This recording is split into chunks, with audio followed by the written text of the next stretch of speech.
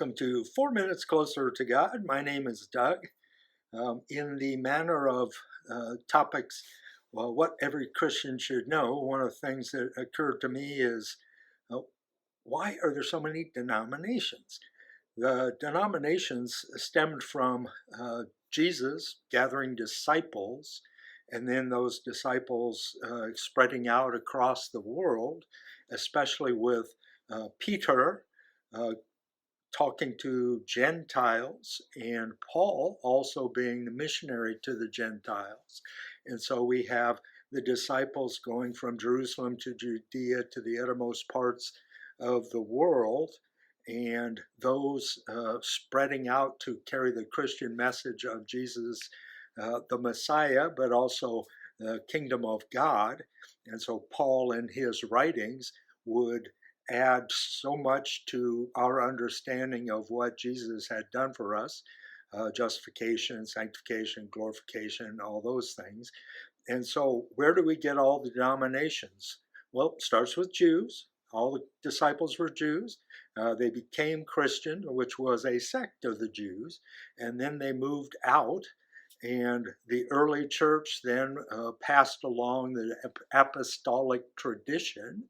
And so they had what's called a rule of faith and apostolic succession that would be passed on from one of the disciples to another.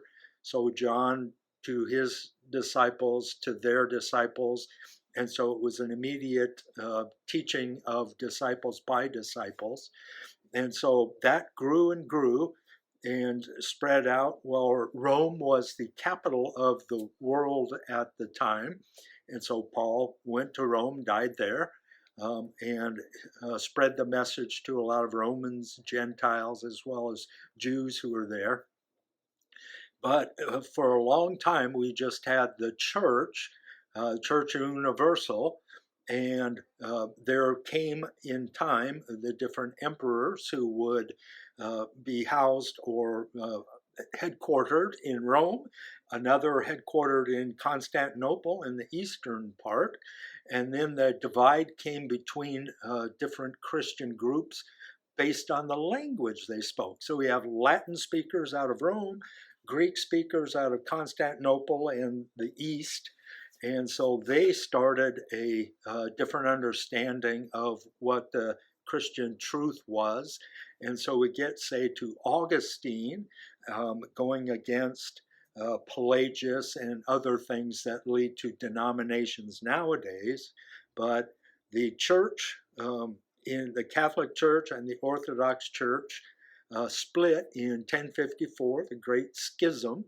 And then the Catholic Church led to the Protestant Church, where Martin Luther put his 95 Theses on the door of the Wittenberg door there. And in his presentation of these things that he thought was going wrong with the Catholic Church, you start to get the branching. And those branchings then continue through Reformation, and then Arminius was going against what the Calvinists thought.